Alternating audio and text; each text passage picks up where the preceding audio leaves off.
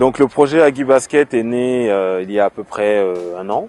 Donc c'était l'initiative de plusieurs joueurs de basketball et joueuses et aussi une initiative personnelle d'essayer de nous réunir pour un moment apporter au basket guinéen. Donc on s'est réunis à travers une association pour participer à des tournois dans lesquels on était invités justement pour représenter la Guinée.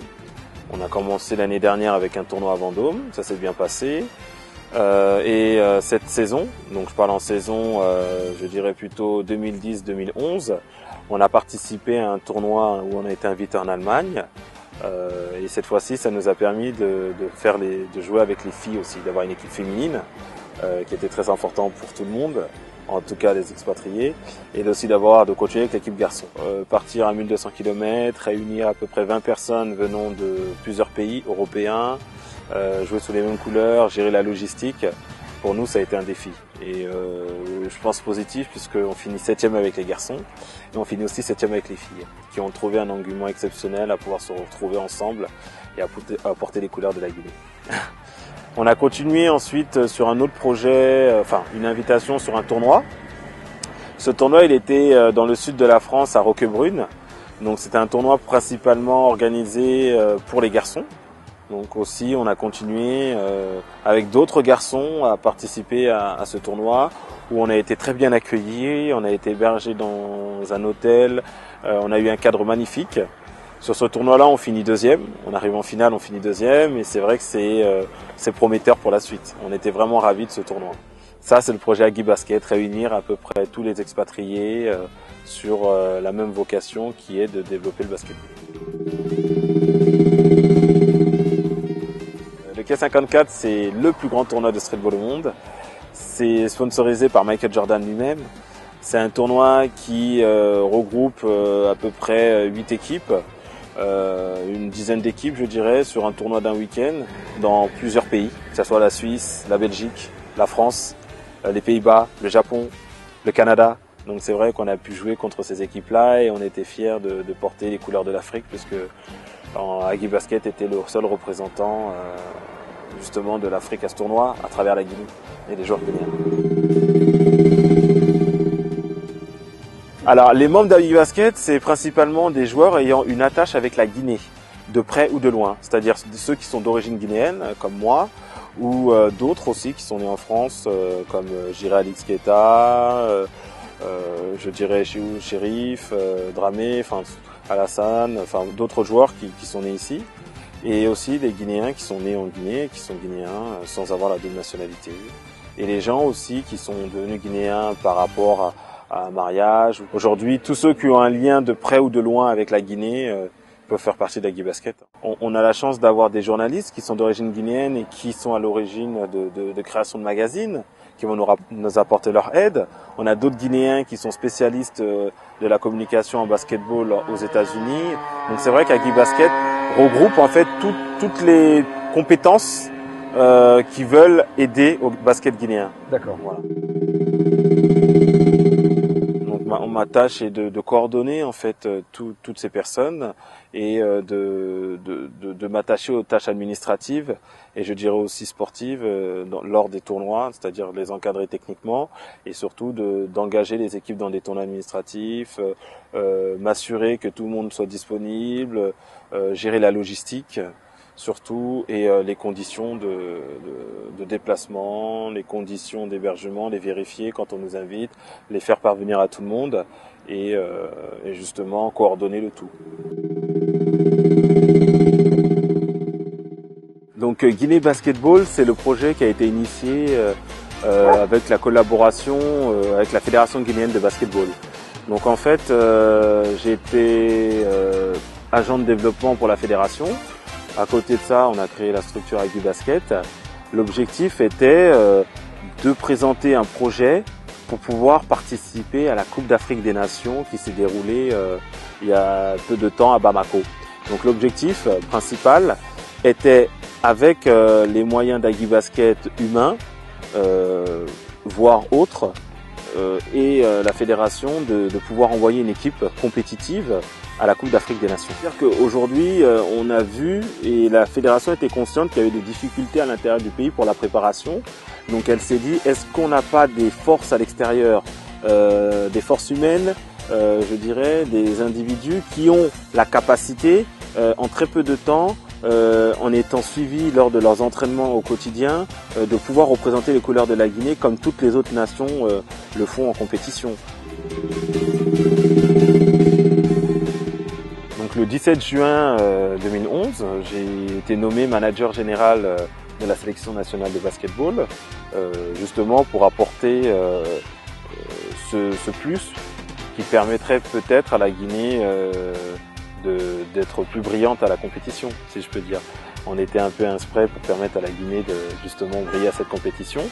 Ce qui s'est passé, c'est que suite à cette nomination, j'ai effectué 2 séjours en Guinée, justement pour rencontrer les acteurs du basket guinéen, tous les membres de la fédération et aussi les acteurs extérieurs de la fédération, je dirais le ministère, enfin toutes les personnes qui tournent autour du basketball, sur le plan financier, sur le plan humain, sur le plan de la communication, parce que j'ai fait beaucoup de médias. Donc l'objectif était de prendre connaissance du terrain, d'avoir une idée de mon environnement en Guinée, puisque je ne le connaissais pas. 3, de pouvoir apporter justement à la fédération à travers une feuille de route, la possibilité de participer avec cette CAN avec des joueurs expatriés.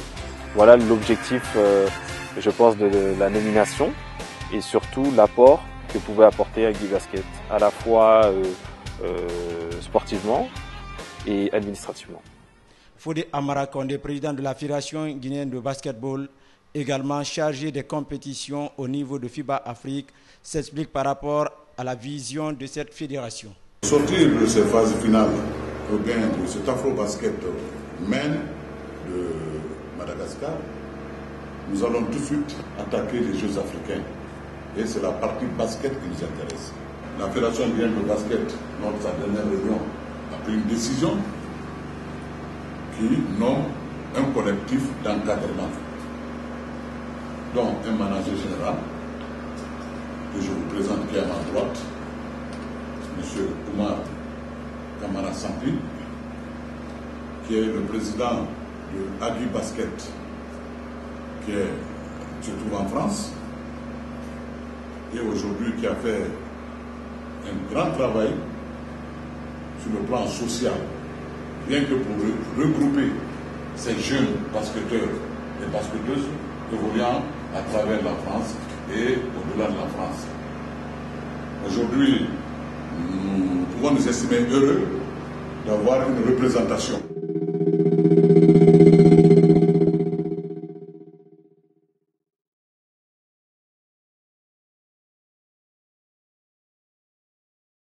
Je dirais que la Coupe d'Afrique des Nations, c'est pas très bien passé pour la sélection guinéenne. La sélection guinéenne finit 11e sur 12 de la compétition, après plus de 10 ans d'absence. Et c'est dommage.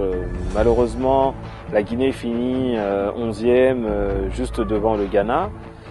Mais la Guinée aussi a eu beaucoup de difficultés pendant ces matchs. Et malheureusement, on n'a pas pu mettre en avant les capacités réelles, je pense, des joueuses et des dirigeants. Tout l'effort qui avait été fait avant ne s'est réellement pas vu à la compétition. C'est dommage. L'objectif des joueuses était principalement de montrer qu'elles pouvaient apporter au basket guinéen et qu'elles étaient prêtes à le faire. Donc on avait tous le même objectif. Je prends par exemple le Mali. Quand je vois Gandega Diana, qui est une meneuse très très forte, je vois les autres équipes comme l'Angola. L'Angola, le cas particulier où la plupart des filles jouent à l'intérieur du pays parce qu'ils ont les infrastructures, parce il y a une volonté des dirigeants de vraiment de mettre l'accent dessus. Je prends le Sénégal, je prends le Congo, je prends le Cameroun, je prends le Rwanda, où beaucoup de joueuses évoluent à l'extérieur, que ce soit aux États-Unis, en France, que ce soit même en Chine, que ce soit dans les pays de l'Est, voilà.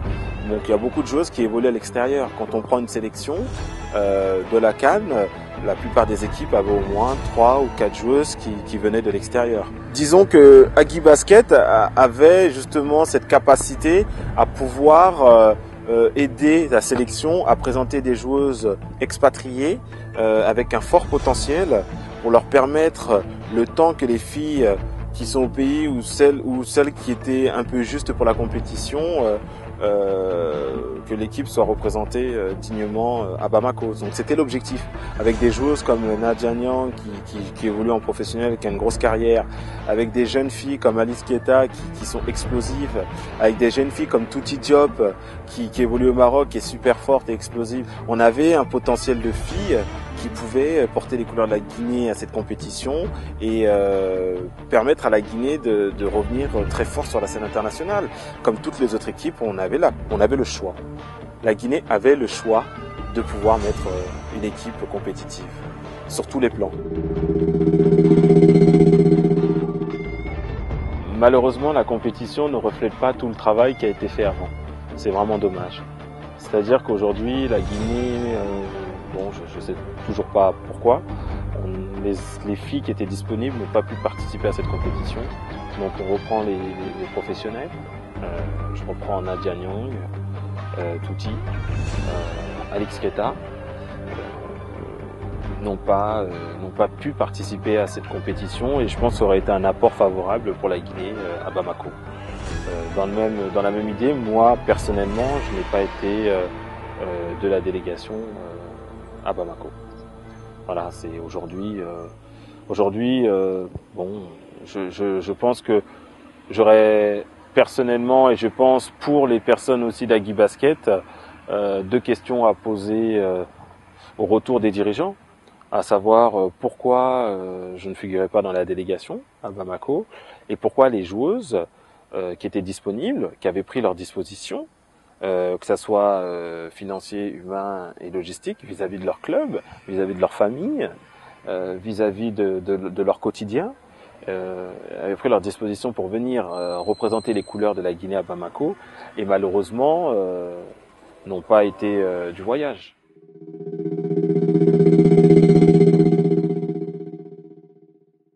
L'essentiel est aujourd'hui de se poser et de chercher des solutions pour permettre au basket guinéen de se développer, de trouver des solutions pour permettre à la Guinée, lors des prochaines compétitions, d'obtenir de meilleurs résultats. On a quelques solutions, quelques propositions, quelques actes qui aujourd'hui peuvent permettre à la Guinée d'être bien représentée dans les compétitions à venir.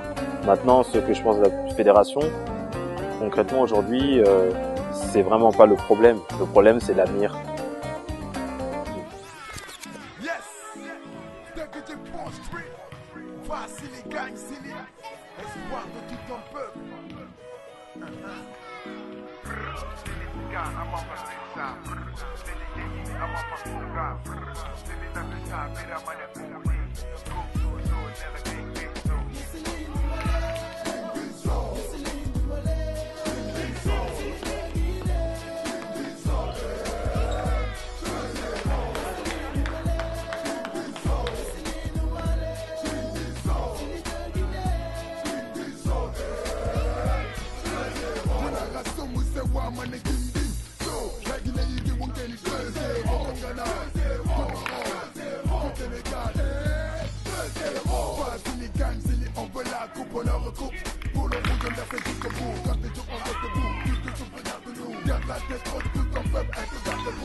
Pour nous, pas jour jusqu'au bout.